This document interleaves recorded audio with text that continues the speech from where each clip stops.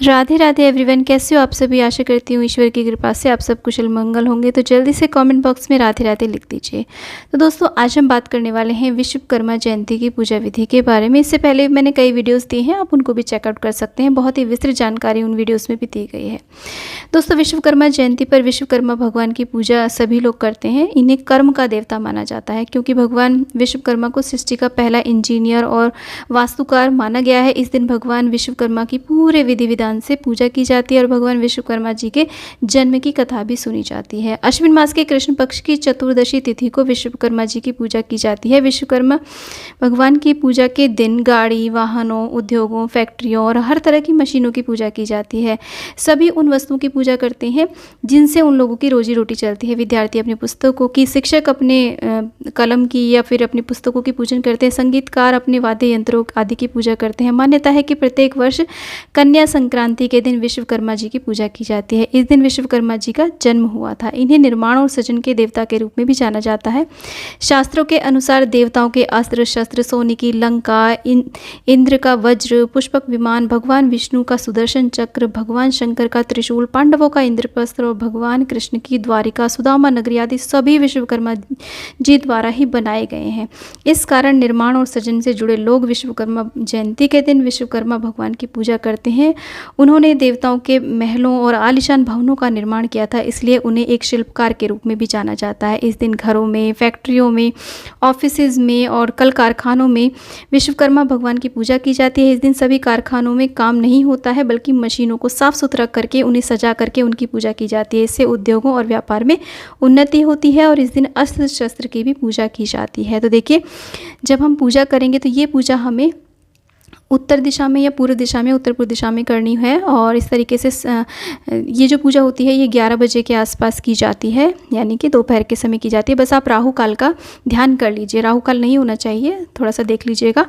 तो चौकी लगाई जाती है, चौकी के ऊपर लाल पीला वस्त्र बिछा करके इस तरीके से देखिए आप विश्वकर्मा भगवान की फ़ोटो आदि यहाँ पर स्थापित करें। नहीं है तो आप कलश में भी उनका आवाहन कर सकते हैं। कलश की स्थापना कर लीजिए, अष्टदल कमल बना करके, और कलश के अंदर गंगा जल, लौंग, इलायची, सिक्का, सुपारी, अक्षत पुष्प डाल करके और इस तरीके से पंचपल्लव लगाने के बाद में कलश के ऊपर इस तरीके से पूर्ण पात्र रख करके और एक दीपक हम प्रज्वलित कर देंगे। और एक पान के पत्ते के ऊपर हमने गौरी गणेश की स्थापना कर ली है। साथ में एक दीपक और धूप हम यहाँ पर और प्रज्वलित कर लेते हैं पूजा करने के लिए, सभी को धूप दीप दिखाने के लिए।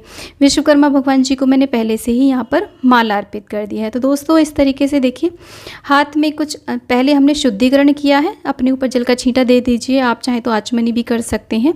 उसके बाद में हाथ में कुछ अक्षत पुष्प लेकर के हम सभी देवी देवताओं का, गौरी गणेश का, वरुण कलश देव का और विश्वकर्मा भगवान जी का आवाहन करेंगे, प्रार्थना करेंगे कि वे इस चौकी पर विराजमान होकर के हमारी पूजा स्वीकार करें। उसके बाद में सर्वप्रथम गौरी गणेश का हम पूजन करेंगे। तो यहाँ पर देखिए, गणेश जी के ऊपर हम इस तरीके से देखिए जल से स्नान करा देंगे। कुशा की मदद से आप स्नान कराइए। कुशा नहीं है तो आप आम का पत्ता ले सकते हैं या फिर कोई भी पुष्प लेकर के भी आप स्नान करा सकते हैं। इस तरीके से स्नान कराने के बाद में हम वस्त्र रूपी कलावा अर्पित करेंगे, जनेऊ अर्पित करेंगे गणेश जी को, और गौरी मैया को भी हम इसी प्रकार से वस्त्र अर्पित करेंगे। तो प्रत्येक वर्ष ये 17 सितंबर के को ही ये पड़ती है। कभी कभी एक आध तिथि इधर उधर हो जाती है। 17 सितंबर को ये पूजा की जाती है विश्वकर्मा जयंती।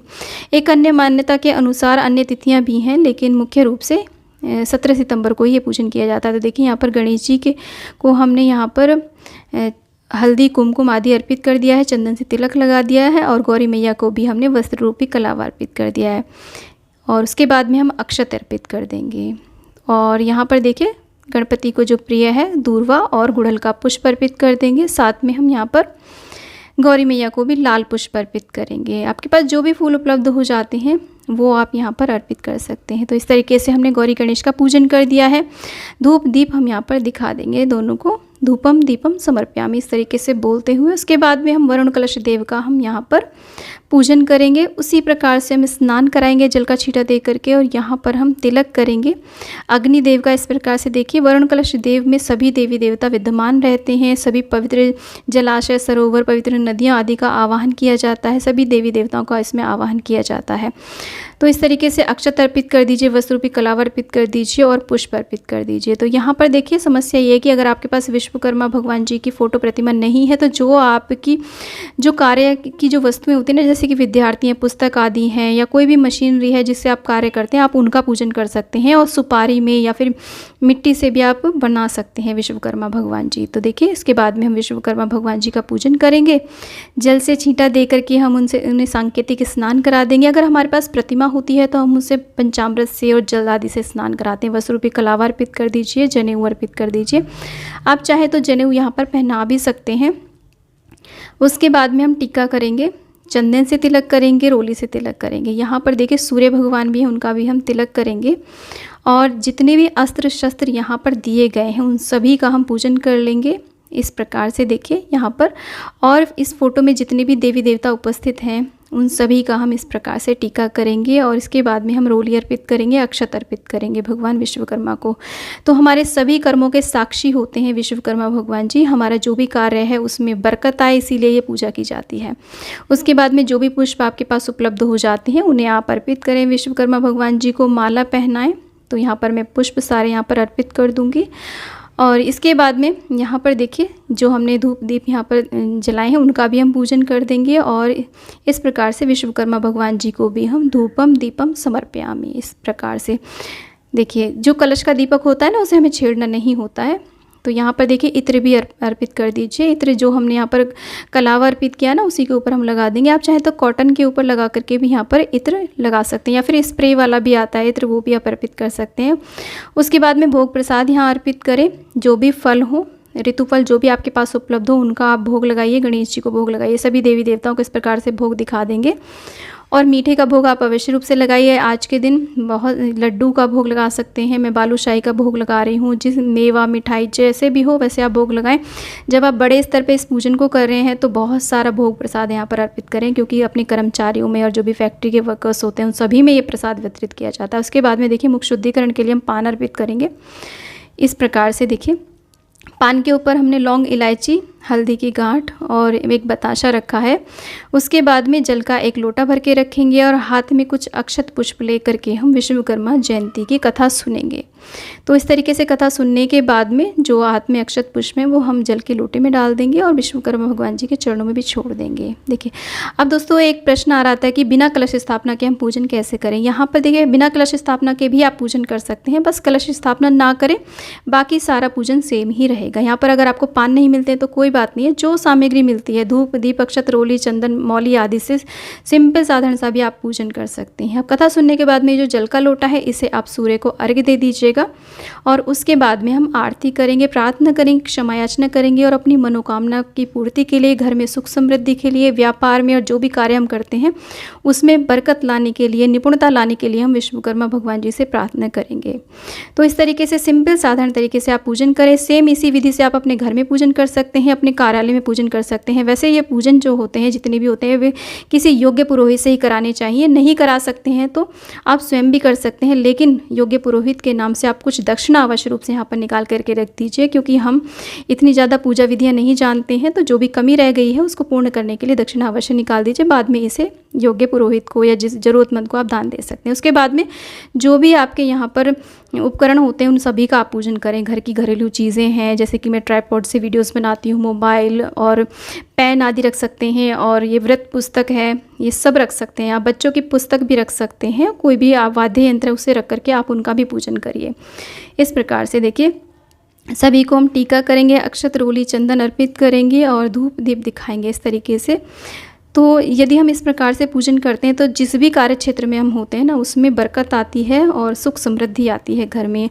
इस प्रकार से देखिए हो सके तो आज के दिन बच्चे अपनी जो स्टडी टेबल है उसकी साफ़ सफाई करके वहाँ पर भी धूप दीप करें, अपनी पुस्तकों का पूजन करें। इस प्रकार से देखिए सभी को हम धूप दीप दिखा देंगे। हो सके तो आज के दिन आप छोटा सा हवन अवश्य रूप से करिए और जो भी भोग सामग्री है हवन में अवश्य रूप से अर्पित करें। फ्रेंड्स, विश्वकर्मा पूजा उन लोगों के लिए बहुत महत्वपूर्ण होती है जो लोग बुनकर, शिल्पकार, कलाकार, व्यापारी हैं, उद्यमी हैं। इस दिन उद्योगों के मालिक मजदूरों को, अपने कर्मचारियों को उपहार आदि भी बांटते हैं, मिठाइयाँ बांटते हैं, उन्हें वस्त्र आदि भी दान करते हैं। तो बहुत ही शुभ रहता है। इससे मालिक में और जो हमारे कर्मचारी होते हैं, हमारे मजदूर होते हैं, उनमें में एक मधुरता का भाव पैदा होता है और इससे हमारा जो भी व्यापार है वो दिन दूनी रात चौगुनी तरक्की करता है। तो दोस्तों इस तरीके से हमें पूजन करना है और ये जो पूजन है इसे आप ऐसे ही थोड़ी बहुत देर लगे रहने दीजिए। चौकी को हमें तुरंत नहीं हटाना चाहिए, कम से कम सवा घंटा, सवा 2 घंटे इस प्रकार से लगे रहने दीजिए। अगर घर में है तो आप शाम को सूर्यास्त से पहले इस चौकी को बढ़ा सकते हैं और कार्यालय आदि पर हैं, ऑफिस आदि में है तो आप करीब करीब सवा 2 घंटे बाद में आप इस चौकी को विसर्जित कर सकते हैं। जो भी भोग प्रसाद आपने लगाया है उसको सभी को आप वितरित कर दीजिए, दक्षिणा को आप दान कर दीजिए और फूल पत्तियों आदि का हम विसर्जन कर देंगे। पान का और जितनी भी फूल पत्तियाँ आदि हैं, यहाँ पर जितने भी चावल हमने प्रयोग करे हैं उनको चिड़िया को या गौ माता को हम खिला देते हैं और जो भी चौकी है उसको हटा देते हैं और जो भी हमारी प्रतिमा है, फ़ोटो है, उसको भी हम सुरक्षित रख देते हैं। तो इस तरीके से गौरी गणेश का भी यहाँ पर विसर्जन कर दिया जाता है। तो इस तरीके से विश्वकर्मा जयंती के दिन हमें पूजा करनी होती है। तो दोस्तों उम्मीद करती हूँ कि वीडियो आपके लिए बहुत ही यूज़फुल रहा होगा। वीडियो थोड़ा भी यूज़फुल लगा है तो वीडियो को लाइक करें, चैनल को सब्सक्राइब करें और वीडियो को ज़्यादा से ज़्यादा शेयर करें और कॉमेंट बॉक्स में विश्वकर्मा भगवान की जय आप अवश्य लिखें। दोस्तों मिलती हूँ नेक्स्ट वीडियो में, तब तक के लिए हरे कृष्णा, राधे राधे।